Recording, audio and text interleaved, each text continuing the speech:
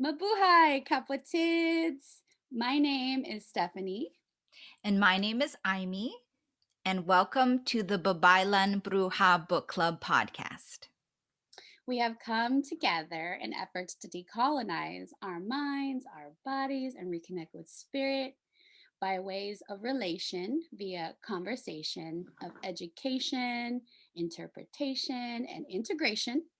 So, this is our invitation for you to join us on our journey as we discuss works from honored artists, authors, and thought leaders from the Filipinx diaspora. Quick disclaimer: we want to acknowledge that everyone is consciously where they need to be. And we are not experts, but we are sharing our own unique lived experiences. Hey, sis. Hey, Hey. look at you. Look at you. Look at you. Look at us. Look at us. I know, right? I love the hair. Thanks, same. I love your hair. I love your No, I love your hair. No, I love your hair. Oh, you hang up. Do you care to share why you decided to switch it up? I've always wanted this color hair, and I finally found a hairstylist here in Columbus, Ohio, who is Asian, who knows how to do Asian hair. Because last time I tried to get hair color like this, the lady was like, "Oh, I've never dealt with hair dark like this." And she lifted it 3 times, fried it. So anyway, all that to say, I got it colored, and the hairstylist was like, it was an amazing experience. We just had like so much conversation, and I love it. I love my hair. I feel like myself. I feel like I look like myself. Wow, that's powerful. Yeah. You want to share where you are? You got different art. I know, right? The art scene change. I'm in my castle, 14 stories up, in a presidential suite. Oh, You know, that. Yeah, thanks, timeshare. You know. But I'm in Vegas, also known as, I need to recognize the land, sis. The Las Vegas Paiute tribe. They're out here. I want to acknowledge that land. So thank you, Paiute tribes, for having me here. But yes, I'm in Las Vegas. It's fucking hot, and but it's a dry heat. It gave me a headache yesterday. Whatever that means. Oh, yeah. Come to the desert in California. Is there desert? There's deserts in Ohio. Mm-mm. Oh, you're just flourishing. And we're farmland. It's farm. Corn. Ooh, do they have non-GMO corn? No, I mean, I don't know, probably, but like I'm sure there's a lot of GMO as well. So it's all good. It's all good. It is what it is. But yes, I'm out here. I'm on vacation. We are dedicated to our viewers, Yeah, we're dedicated to the work of decolonization. We sure are, and I love this chapter. Oh, yeah. Sorry.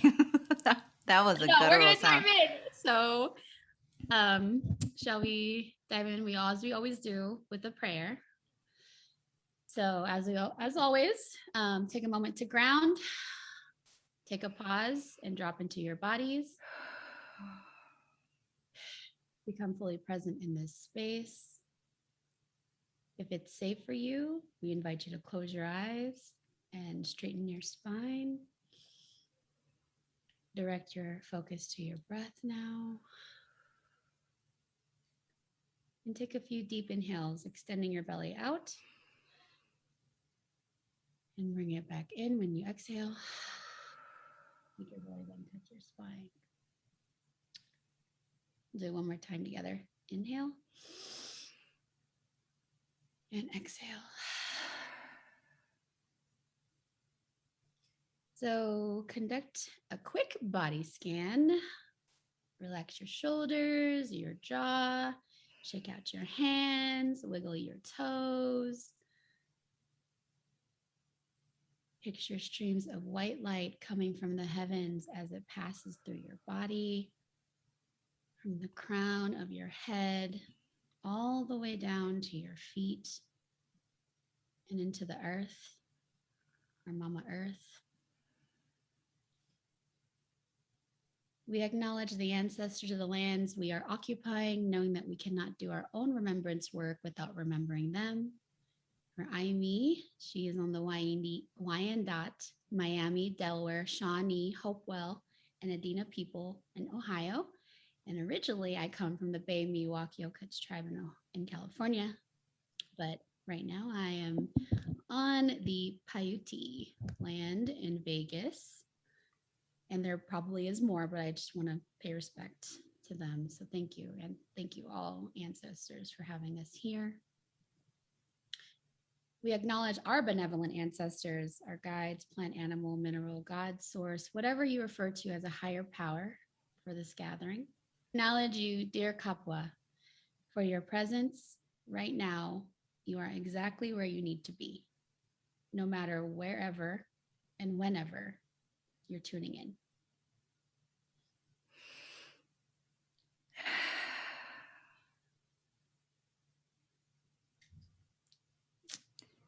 Thank you, sis.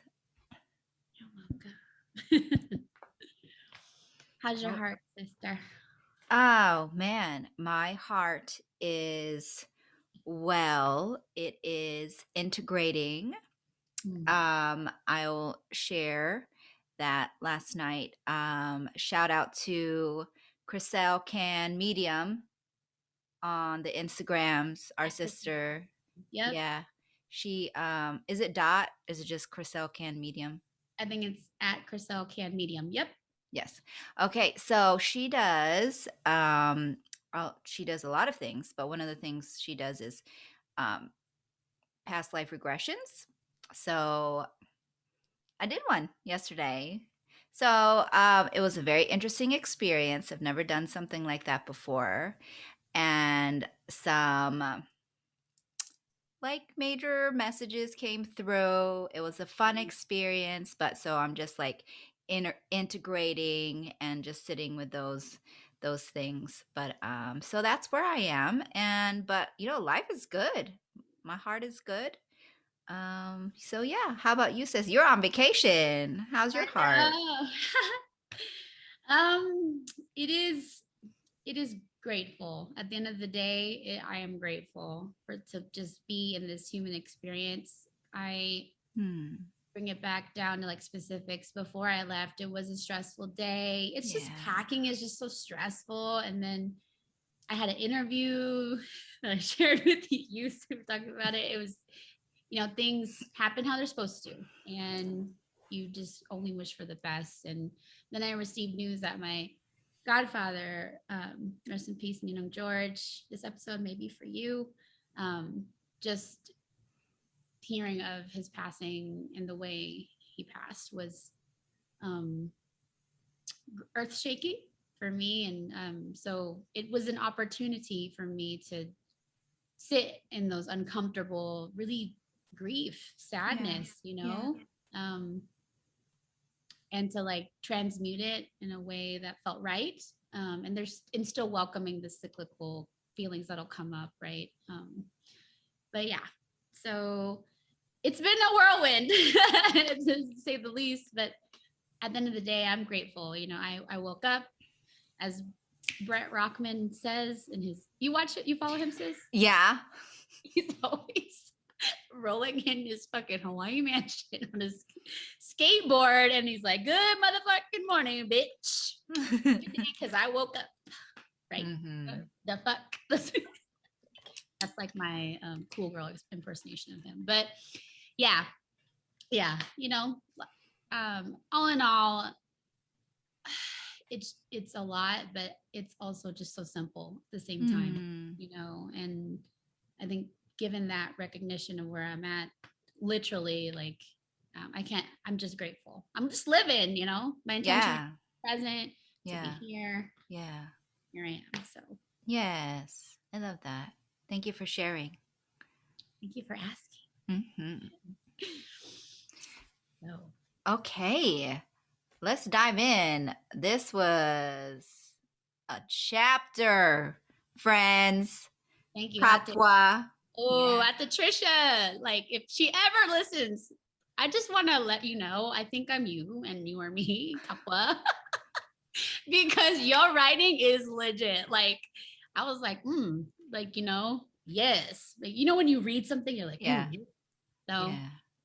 if I may, sis, I just want to start the summary, which is Yeah. Please do. Please. she put a quote. I teacher should put a quote. And I just feel like this summarized the entire chapter, but we'll go through it, of course. Mm-hmm. She says on page 234, an important aspect of this ever-evolving quest for empowerment as a Filipino-American was developing the ability to bridge the perceived dichotomies of white equals more, brown is less, man is more, woman is less. It is from a place of transcending this compartmentalized framework that we can find the openness to welcome the fullness of possibility into our lives. The more forgiveness and acceptance I develop for myself, the more I have for others. And that, I think, is truly where empowerment lies. Yes. Come on. Yeah. Whew, yeah. So, if you go through the chapter, you'll eventually know that sis, Trisha has a master's in women's spirituality. I felt like she was like an elder reading this chapter and just listening to her like around the campfire where she's been through, like a boss babe. Do you want to read? Do you want to continue or? No, you can go. I'll just. Okay. Yeah. Okay. So this kind of insert essay is just kind of, it's her story, her journey to decolonize her upbringings around Catholicism. This then leads to her psychological breakdown of that bigger picture into the contrast and often conflict between the terms of being Filipina-American, stereotypes that exist, the work of recalling memories of cultural subordination. For example, Americanism versus Filipinoism, colorism, then genderism. That's really how the chapter unfolded for how I perceived it. And she referenced Ate Lenny's coming full circle book, and I was like, sis, I don't know if we should totally look into. Yeah, I have that one. Yeah. Hey, yeah. Okay. Did you read it? I got through first 2 chapters, and then because we were reading this, I had a friend who wanted to read it, so I lent it to her. So. Oh, you're nice. Yeah, but I thought it was really cool. Like Ate Lenny has a just like a bio for each of the authors, like in the beginning of the chapter, and she said in this one, what is her name? Ate Trisha is actually the Filipino girlfriend of my son's best friend. She kept a book by her bed, and then the best friend asked my son if he was related to the book's author, and he's like, "Yeah, that's my mom." And so that's how, Ate Trisha and Ate Lenny met, and it's just so interesting because that was her heart's desire. She was looking for people who, and women specifically, who were doing the work of remembering, and so it's like she literally called her in. So and that's just cool because I just feel like that's what we all can do. That's what we did. I called you in. I don't know if you called me in, but I called you. Called you in. Okay. We both did. I call you. You call me, okay? You hang up. No, you hang up. So anyway, I just wanted to put that little tidbit in and just say, if there are like Kapwa out there who aren't connected to, who feel disconnected, maybe you're in the Midwest like I am, in Iowa or Minnesota, I don't know, and you feel disconnected and you feel like, who is also doing this work, just call people in energetically, spiritually, and whatever, however you feel like doing that, and you will meet people. So I just want to put that little encouraging thing in there. So yeah, maybe you're calling in this podcast in. Ooh, yeah. People typically, what are we, in the age of like 7 seconds? Yeah. Seconds. And people still tap through your stories. But I do listen to some. Anyway. Did you want to add more, sis? Or am I No, good? that was it. Please continue with your summary. It's great. Thank you. So yes, she referenced the Full Circle book. I just find it really fascinating to relate to Trisha because I was raised in a very Catholic household. So this story resonates in how her journey. So what will kind of end with the chapter and how it ends too is her expedition to Mindanao, and she sat with the Taboli women's tribe, or peoples, and this is where she kind of connected that the alchemize the inner and understandings of the sacred feminine in the Philippines, that recognizing the divinity within women and men. Okay, we're not bashing our men, we need our men's. Mm-hmm. So I need you to carry stuff through.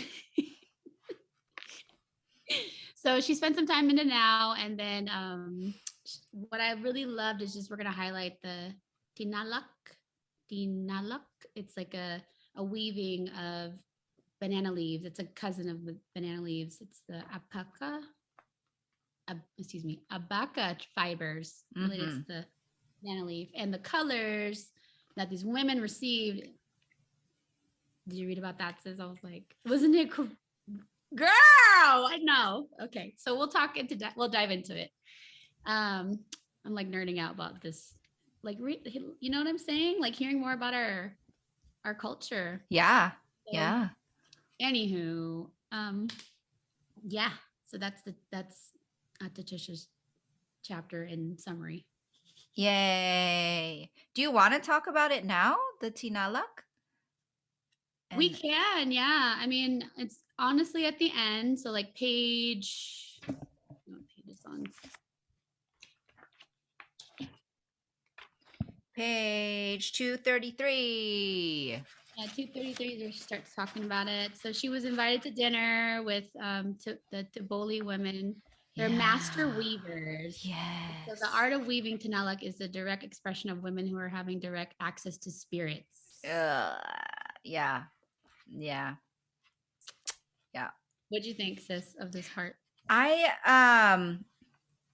So I feel like I've heard of the Taboli women before and their weaving, and if you see cultural, people in the culture like selling certain things, sometimes they'll have like bags or cloth made by the Taboli tribes, and then they sell them. But yeah, I think Objects and Offerings does that, if I'm not mistaken. So shout out to this. Yeah. So but I didn't know the spiritual connection.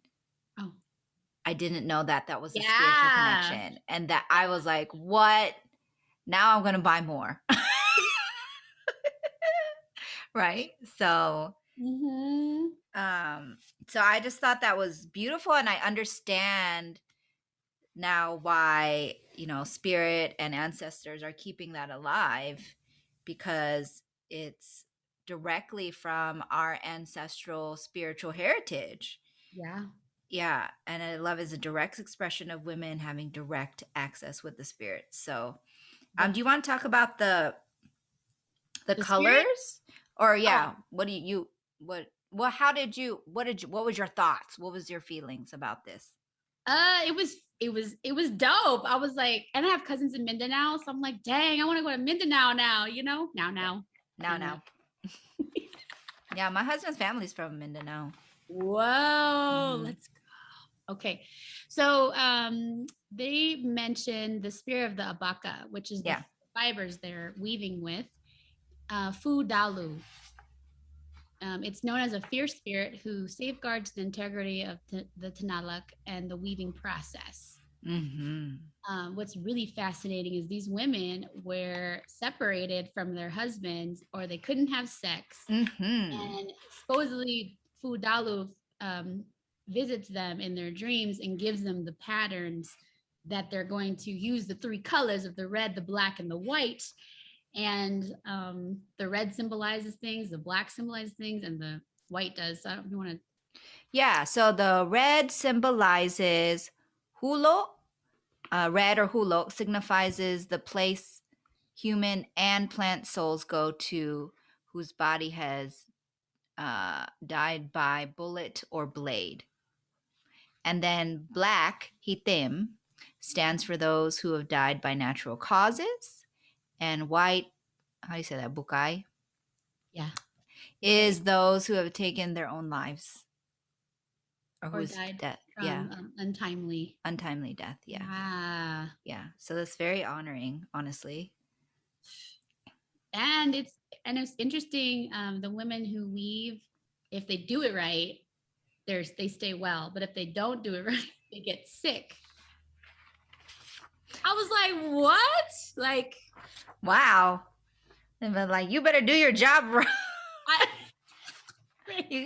I was looking like, is Fudalo a masculine? Is it a masculine? You better do your job. Or you better get paid. You better weave this right. And you can't have sex with your husband. So right. You can only have me in your dreams. I'm the spirit of your dream. I'm your husband now. oh God. Sorry, Fudalu, if that is like disrespectful. My bad. No.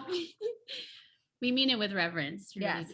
This is so whoever's listening can, you know what I'm saying? Yeah. Like, be interested. This is lost. This is lost history. Mm-hmm. You know? And so Trisha brought this back to us for us to share with whoever's listening still. Yeah. And I love how she went to go visit them. And she has a journal entry about her time with them and just how there was a shaman woman who opened the meal with a chant. Mm-hmm. And how her voice activated something deep inside of her. Yeah. And it says, the marrow within my bones became alive with a memory that is on the tip of my recollection. So I feel like that is so good. So amazing. Yeah. And just speaks to like what we talked about last episode, like ancestral science, right? Indigenous knowing, indigenous science is like just the knowing. So like her intuition was just like activated. She's like, I don't remember this from this current lifetime, but something in her DNA was like, this is very familiar. So that was really cool. Yeah. It's powerful. Mm-hmm. That was her journal. Yeah. And, you know, she starts this recollection off this chapter saying that at its heart, my quest toward decolonization has manifested in my search for the Babaylan. This search began as a journey to connect with a spiritual authority that is created in my own likeness, one that is woman and one that is brown. And so she ended up meeting, I mean, they're not Babaylan, like officially in title, I guess, but like the spirit of the Babaylan, I feel like lives in the Taboli women. So it's cool that she like, I feel like that if anybody is listening to this podcast, that is what their decolonization is, you know, trying is manifesting, is the search for the Babaylan. Yes. Yeah. Yes. So many levels to that. So many levels. So many levels. Hella. Higher levels. And levels. Lower levels too. Levels. You sang, sis. Can you like one episode sing for us? Serenade us? Okay. Maybe. If as the spirit leads. As the spirit leads. We should do one hot take, maybe study break. Play our instruments because you've been yeah, and you've been learning the ook, right? I have, yeah. That's a great idea. It accommodates my short fingers. Sometimes it's still, and I have arthritis. Do you? I do, but I love the strumming and singing is a girl, right? Yeah. It's very Hawaiian too. I love it. Okay, so yeah, that was that. That was that, and that actually brings to our vocab words. Yeah, I think so. If we want to flow into that, we both kind of had the same. So there wasn't really a lot of like vocabulary words as far as, well, we mentioned red is hulo, black is hitim, white is bukai, but we wanted to bring some vocab words. Do you know what I mean? That we can discuss. And I see that we both picked something from 223. So Did. yeah, so I picked, if I'll go first and then we can just flow in and out. Yeah.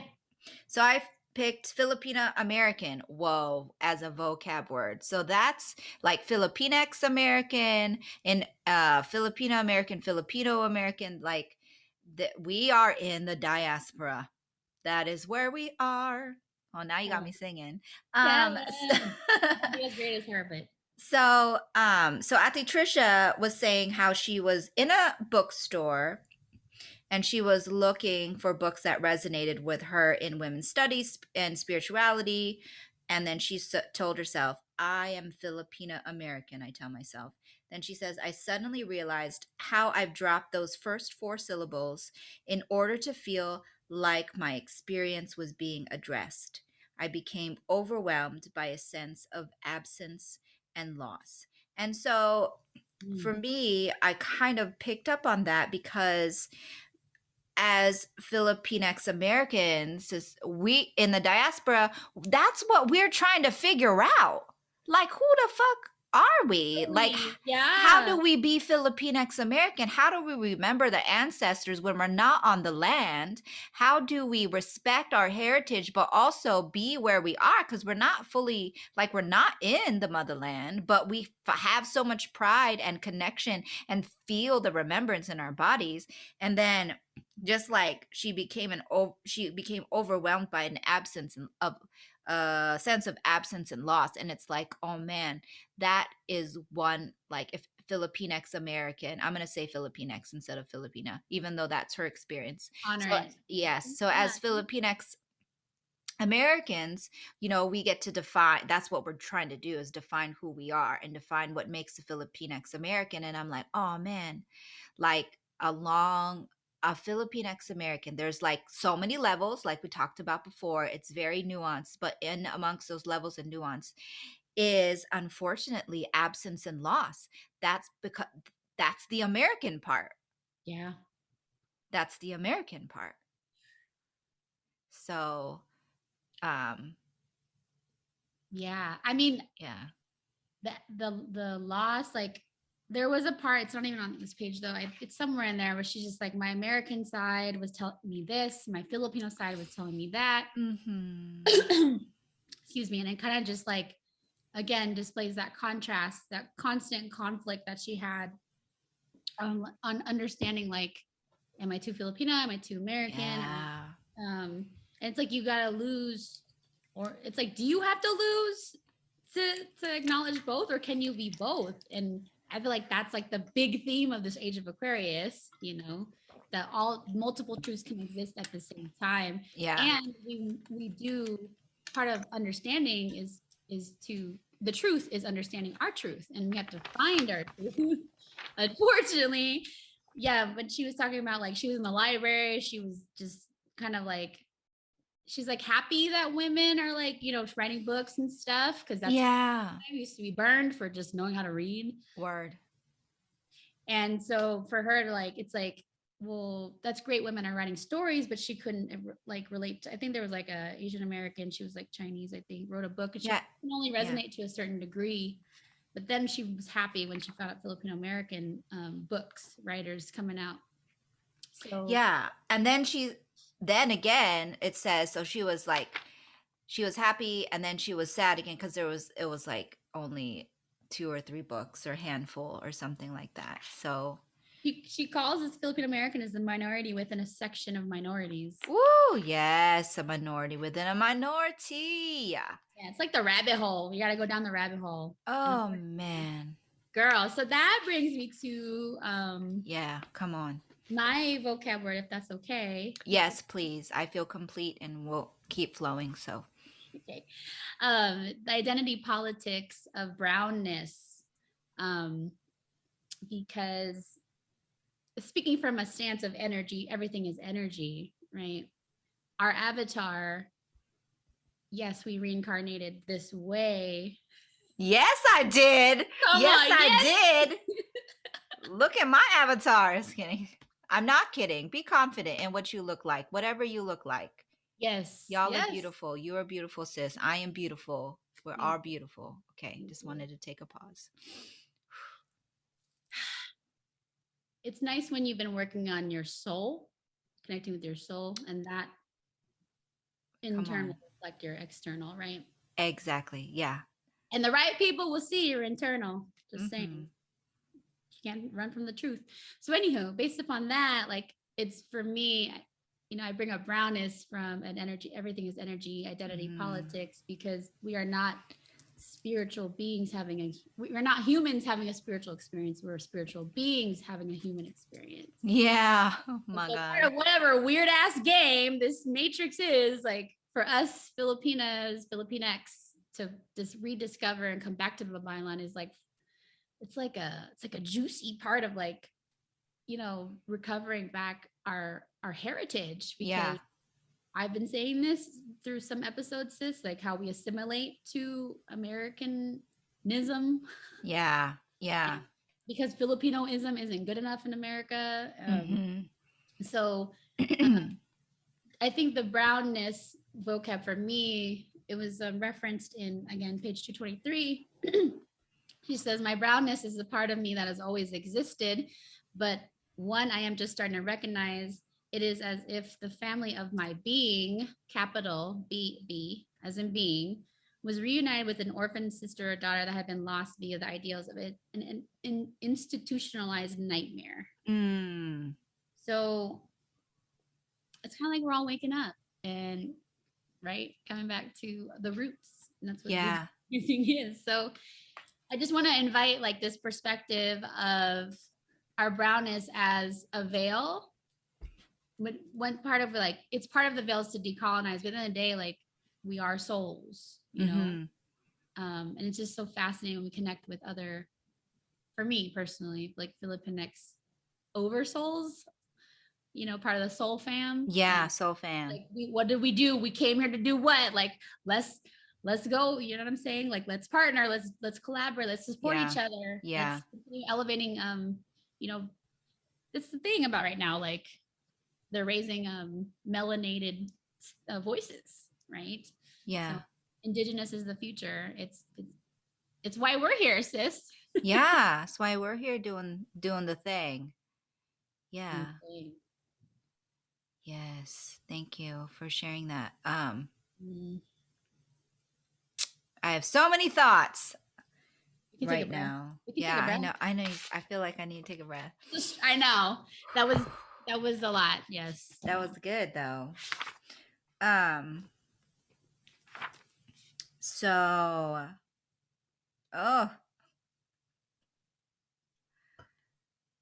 yeah, when she says like waking up from the nightmare, so what the part that you had read, like we have lost the ideals of an institutionalized, we have been lost via the ideas of an institutionalized nightmare. Waking up from the nightmare of robbed identity was exciting on one hand, but not without cost. So it's like I really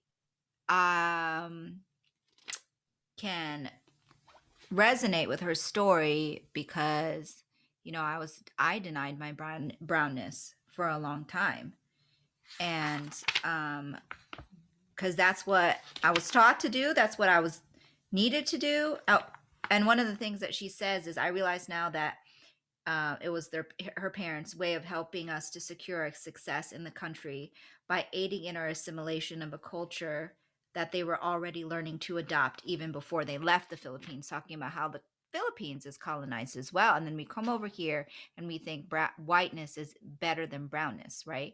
And so it's almost like, you talk about how brownness is a veil, and like we are physical, what did you say? We are spiritual beings having a human experience, but it's almost like we have to remember our brownness. We have to fully be in our bodies, be in the energetic DNA that is inside of us before we can even like that is part of the experience. Yes. It's to get to fully, well, I'll just speak for myself. That's how I felt. Like I had to accept my brownness. And through that embodiment, I was able to reach like to understand my soul better. Uh-huh. Right? God. Yeah, understand my Woo, soul better. Yes, yes, yes. So Yes. so this work of accepting ourselves, remembering, like acknowledging that the ways that we maybe assimilated and forgiving ourselves for those things, speaking on my behalf, and like thinking about the ways that we've denied our brownness and thought whiteness was better or the majority culture was better, and forgiving ourselves for that, like, and accepting that is like that's part of the spiritual journey to understand our soul and to call in soul fam, right? So yeah.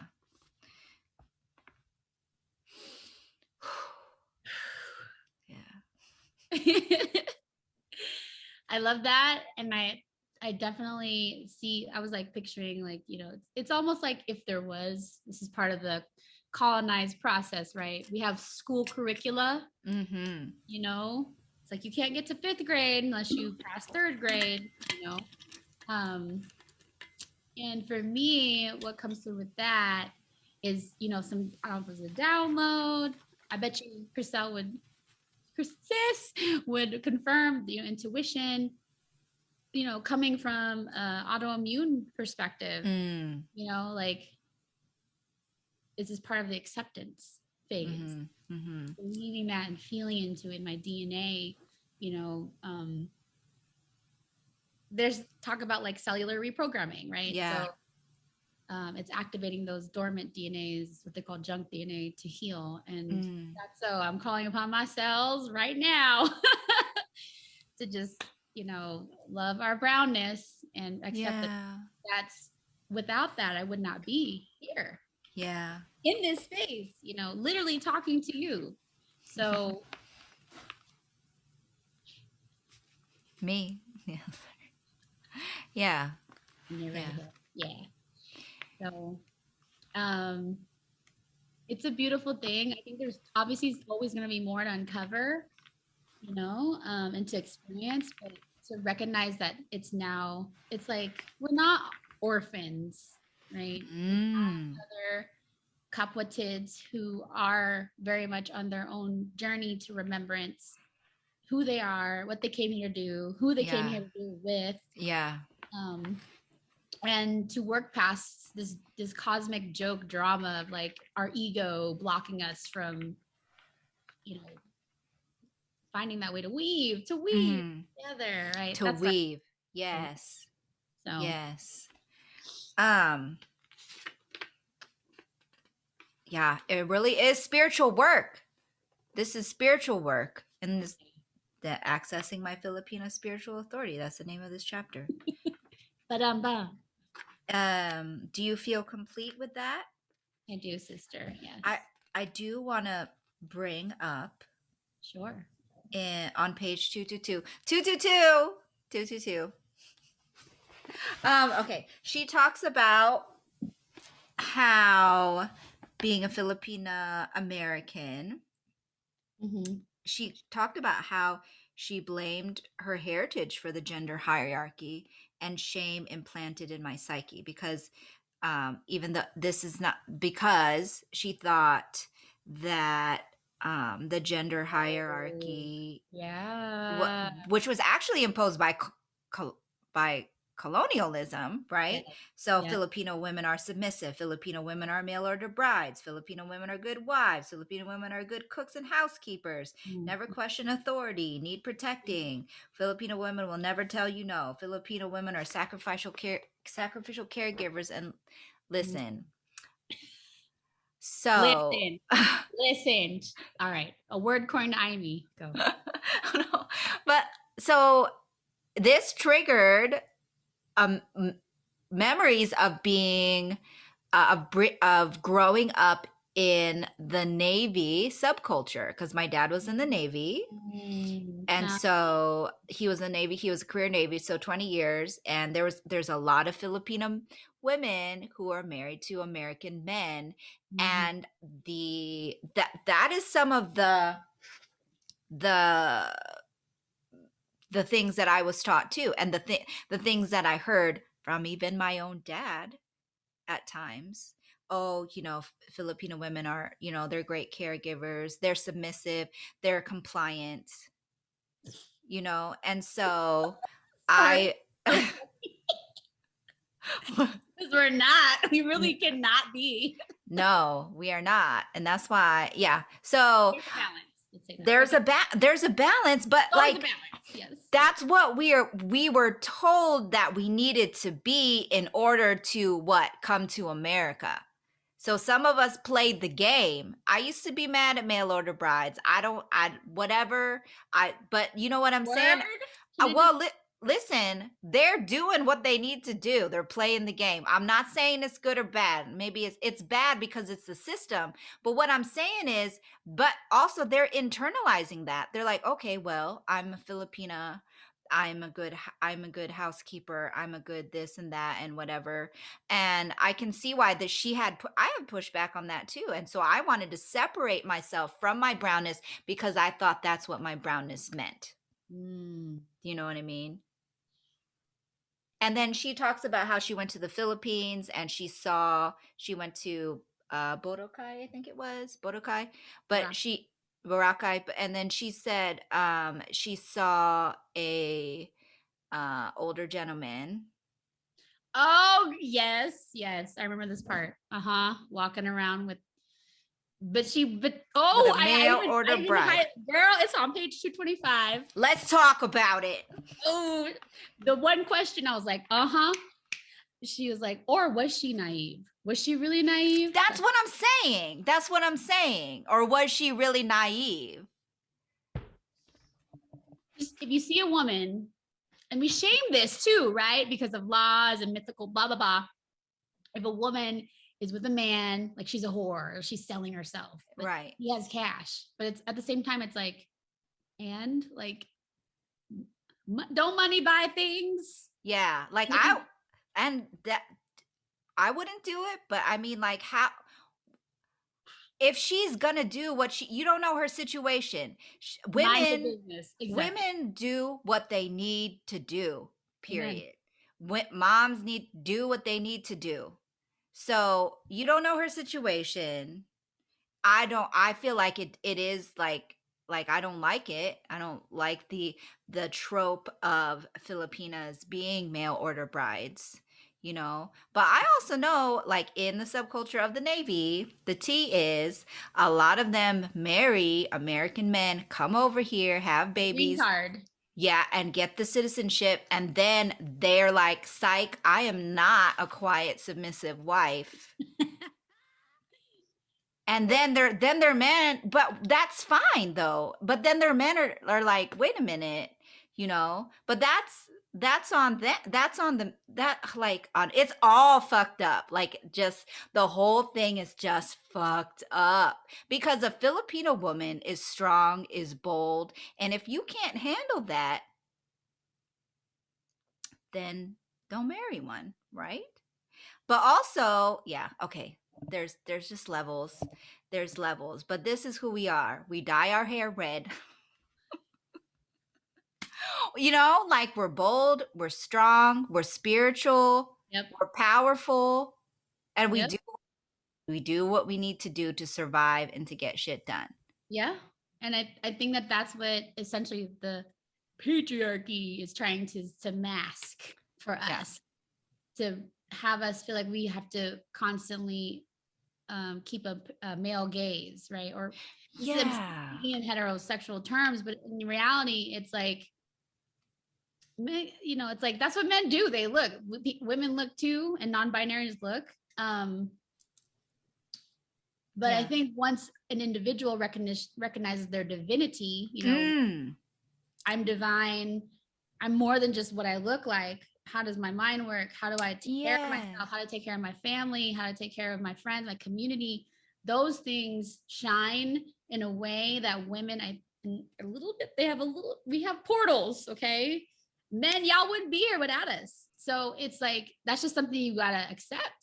And I think for some reason, thinking back to emotions and energy, like there was just a man who was like, no, this woman can't have power over me. So I'm going to power over her. Right.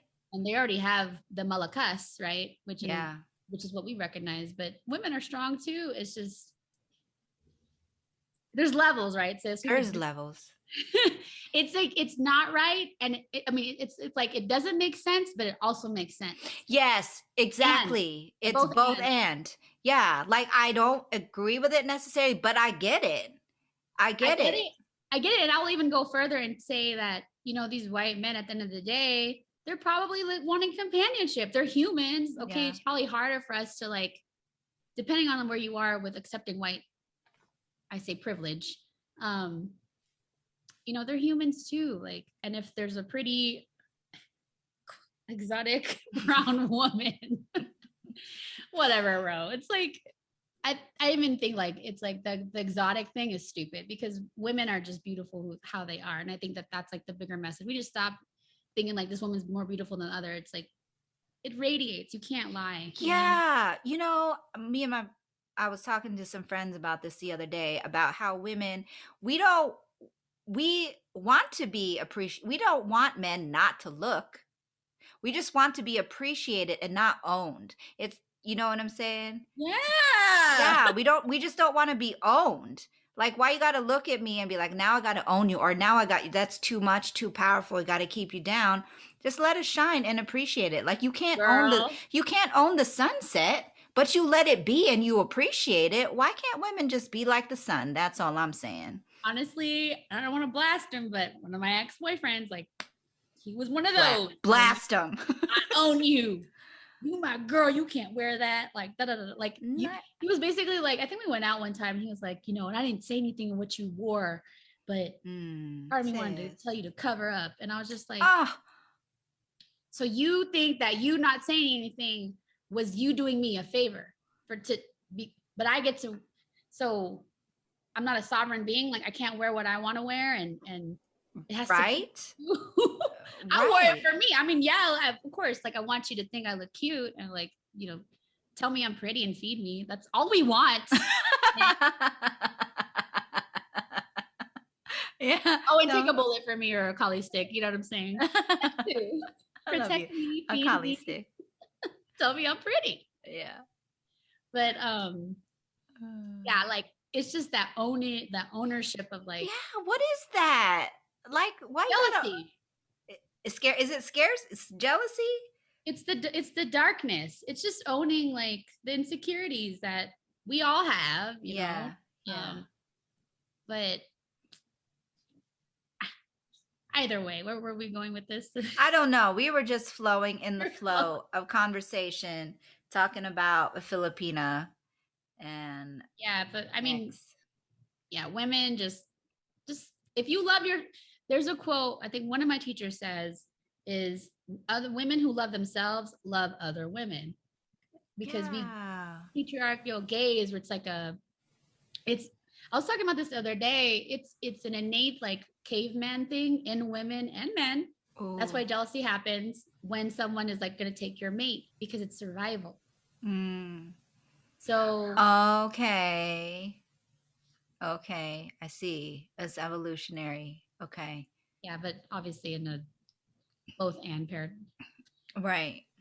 But I agree with you. Once you love yourself, then as just period, men or women, non-binary, wherever you are on the gender spectrum. Yeah. Like, if you love yourself, start loving your inside, you're gonna start, that's the pathway to embodiment, to loving all of yourself. And to access your spiritual authority, and to shine in that, and be like, I am like the sun. I will just shine, and recognizing that other people have light and energy and are just beautiful. And darkness. Yeah. Yes. And darkness too. And that's how you have to, that you got to go through the darkness to get to the light. and cycle. So it's a cycle. It's both. It's both. And then you keep going. Sometimes you're more in this place, sometimes more in that place. Yeah. That's okay. Yeah. It's your life. Bahala na. Batala na.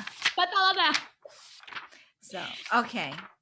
So, do you feel complete, sis? I do. And I feel like that will flow nicely into my quote that I had for our two quotes. I had, it was basically about what we're talking about now, non-duality. So on page 231, I'll just read what she wrote. In short, indigenous worldview and spirituality is not dualistic like monotheistic spiritualities of the West. It is a philosophy that acknowledges that harmony is achieved by the existing of contradicting or opposing forces, like we were just talking about, like light and dark. For example, a plant requires both sun and rain to grow. The plant cannot survive with too little or too much of either force. Hence, the darkness and light that have been so polarized in Western thought are considered to be equally necessary components of our existence. Do we not need the winters to rest the earth before we can see the new birth in spring? This philosophy that acknowledges and interacts equally with both poles of duality is threaded throughout Filipino social interactions, gender relationships, attitudes towards health, and ideas about the universe.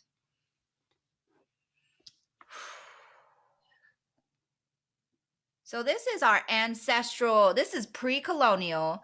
This is our ancestors had this worldview, a both and worldview, a weaving of yes. Come on, weaving. I love how you're just using all the vocab words. Yeah, we're weaving. Both. You're weaving. Yes, both dualities at the same time. And then if you think about the dualities and then the weaving of them, that means that's how you can understand the spectrum. I maybe this is going off tangent a little bit, but I saw some content the other day was saying how, okay, so you have dark, like night, and you have day where the sun is shining and then the sun is not shining. But all in between there, you have dusk and you have dawn and you have afternoon and you have evening, right? And so it's just acknowledging the whole spectrum, the gender spectrum, the sexuality spectrum, the nature spectrum. Like, so they have these dualities and we need both and we need everything in between. And that's the weaving part. The weaving part, I feel like, is the in between, right? So the or the process of weaving it too. Yeah. You know, some parts gotta go under, some parts gotta go over. Right. Some colors gotta go here, some colors gotta go there. Yeah, exactly. I'm trying to find there's a part in the book, sis. She talked about honoring like all the cycles of something. I think it was when she talked about finding empowerment in Filipino indigenous spiritual beliefs, that the underlying Filipino indigenous worldview is based on the intimate relationship between humans, one, nature, two, and the spirits. So it's like a triangle. And yeah, here's the quote. On page 231, thus, before making major decisions on planting crops, building a house, or starting a family, it is imperative that he or she should consider solar, lunar, seasonal, and meteorological events. So I think like that part you're talking about, the light, the dark, I think like considering it's a both and pair, you know, one cannot exist without the other. Yeah.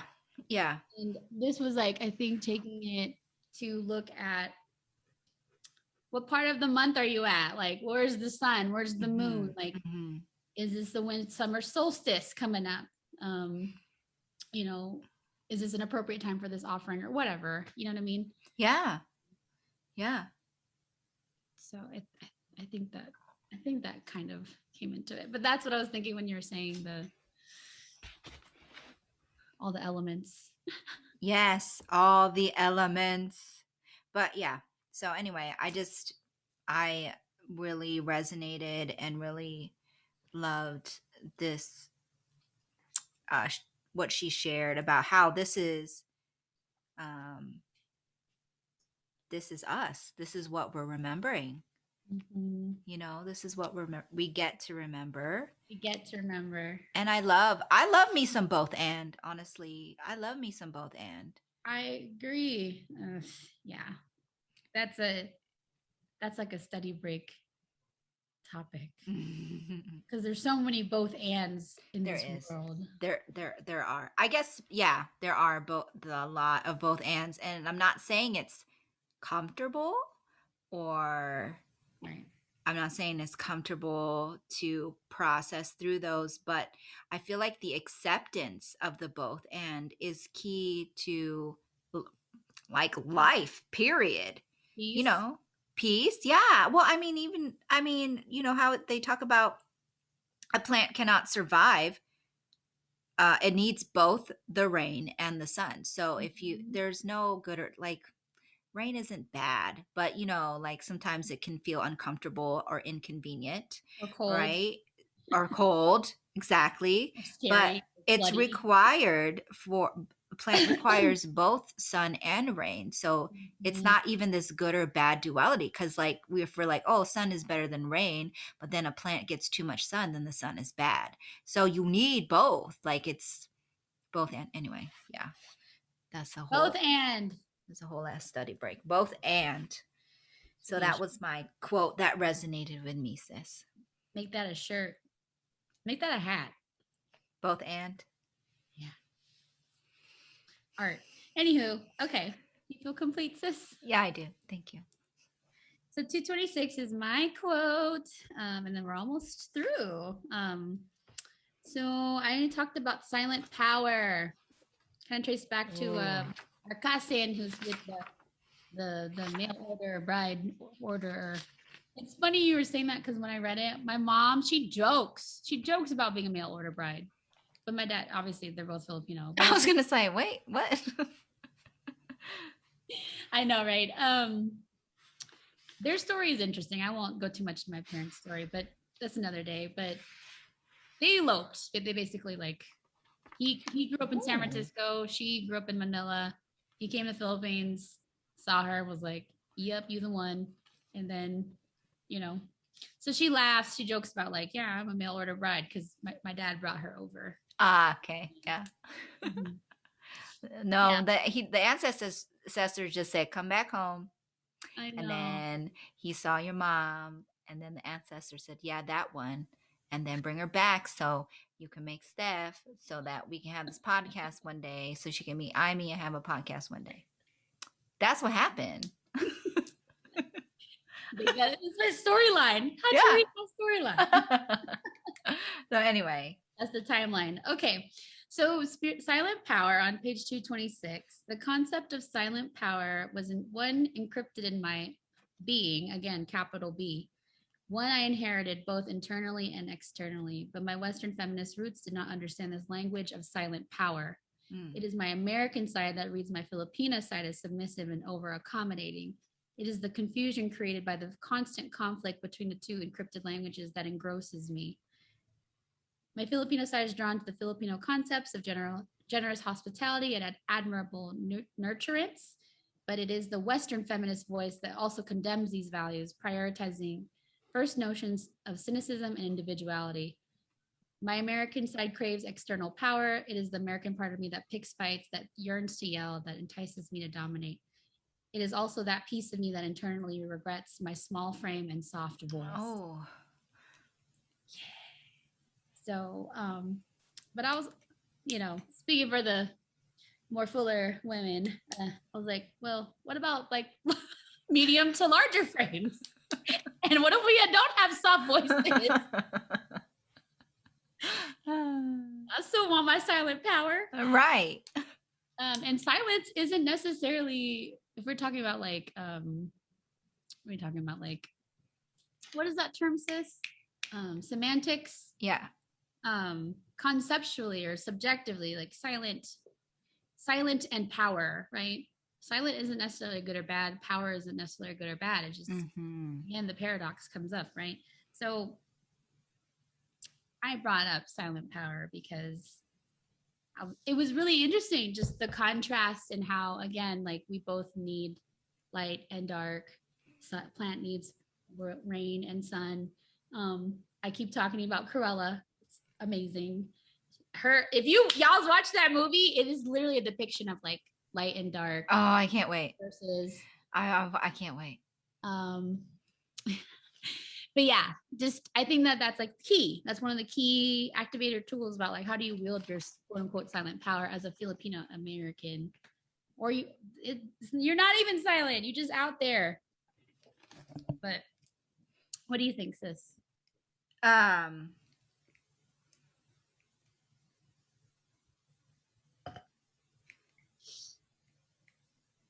It's interesting how this just speaks to like trying to figure out how to be a Filipina-American, because she comes out the gate saying that silent power is one that she inherited, but then her Western feminist roots did not understand this language of silent power. So it's a lot, right? It's a lot. It's a paragraph. I know. Oh, it's a lot. Help me, ancestors. I mean, like, there's just so much to say about it. Like at once, like if I close my eyes and think about how it makes me feel, like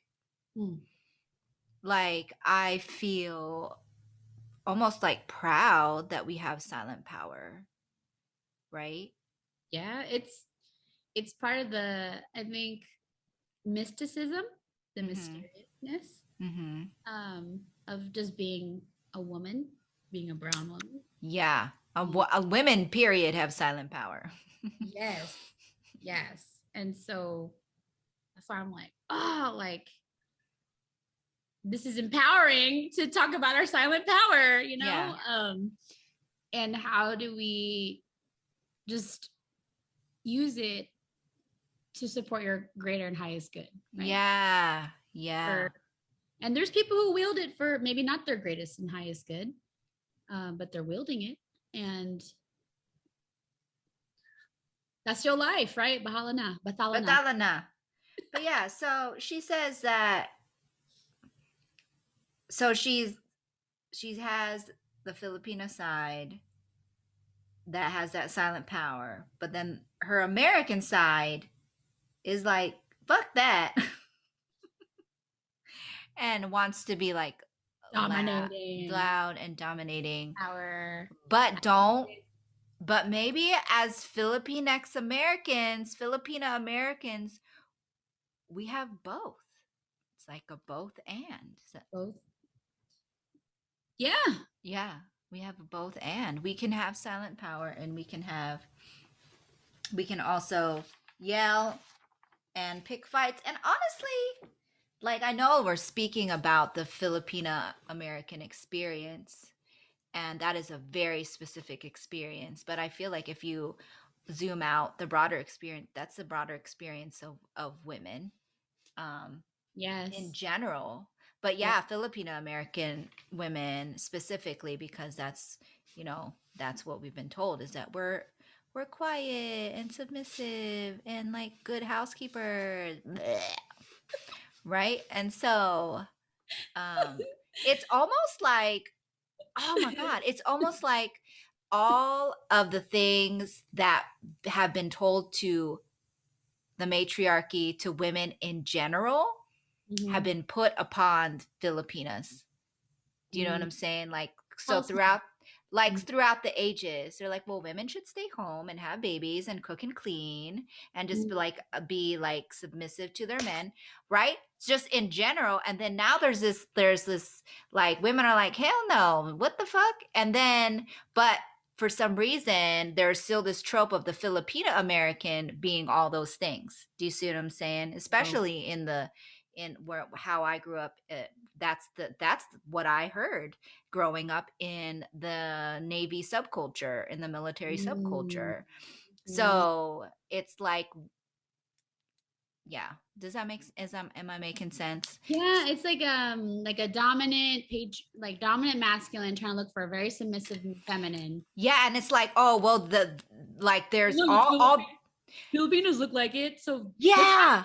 they got the job. They got the stereotype. Exactly. And that's why there's, hold on, I feel like I'm coming up upon something. And Okay, so it's like, I feel like all of these like older white men are like, well, women these days, they're just too strong and outspoken and da da da. So get yourself, this is what I've heard too.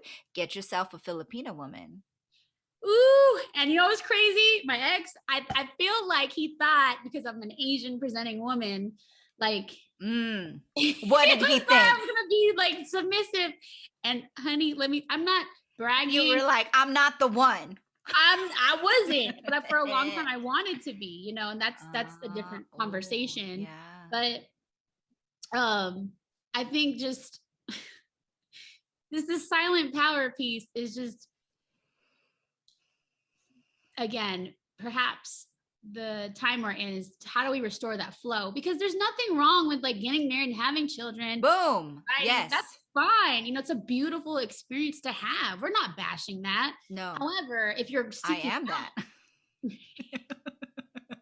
Okay, go ahead. Sorry. There you go. And your man he's half white, right? Yeah.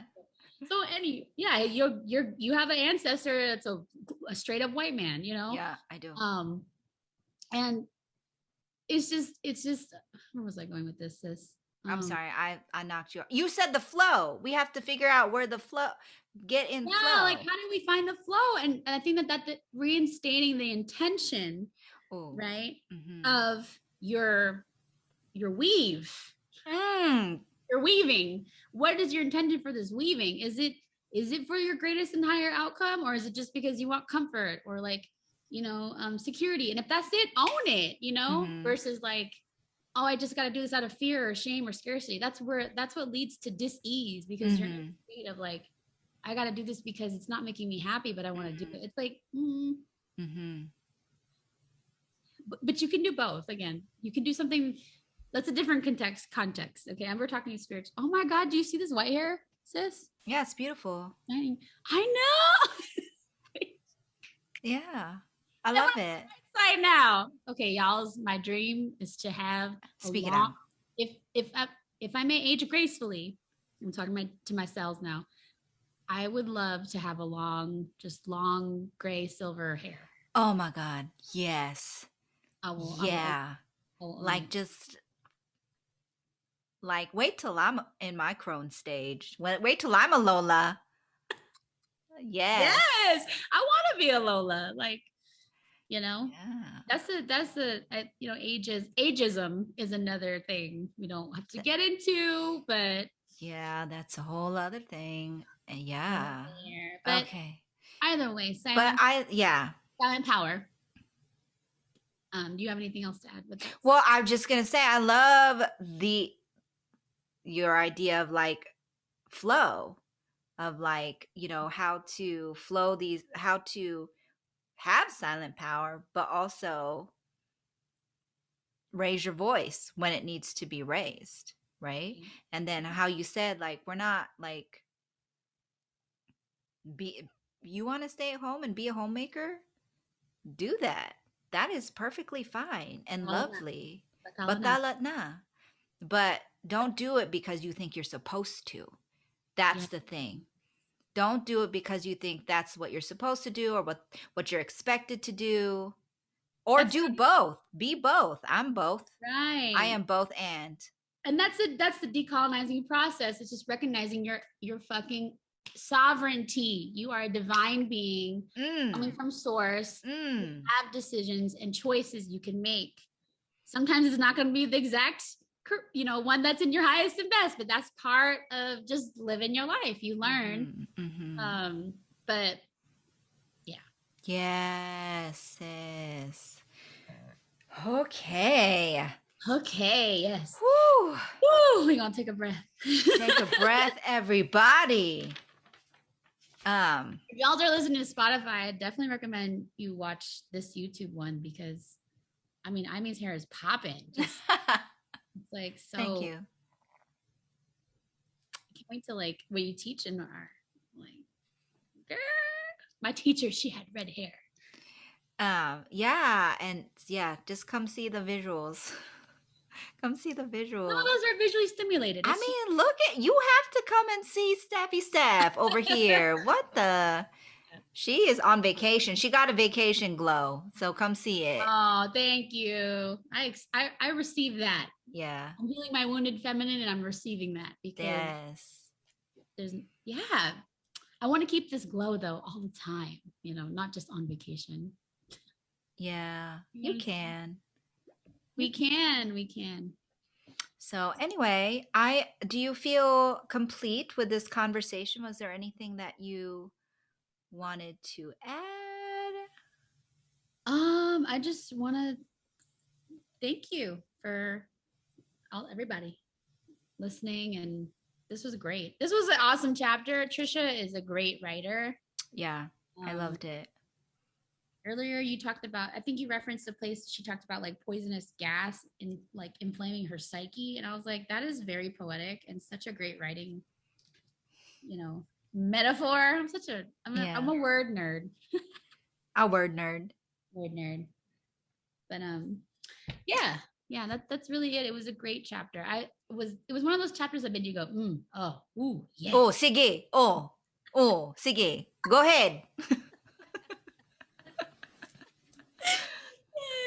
Okay. All right. Well, as we end our conversation and close out this container, with gratitude, we again wanted to bring recognition and honor to our ancestors and the ancestors of this land. Thank you for joining our conversation today. And as we end, we leave you with a blessing. May you continue to recognize the divinity that lies within others and within yourself. Mm-hmm. May you find the openness to welcome the fullness of possibility into your life. May you begin to understand the weaving of dualities into non-duality threaded throughout our Philippine ancestry. May you continue to embody empowerment on your journey to remembrance. May Kapwa grow in your heart, and until we meet again, may you know that all is well and will be well, and that whatever happens, you are loved.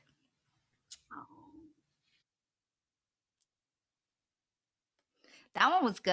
I felt it. Did you feel it? I felt it. Okay. Yay!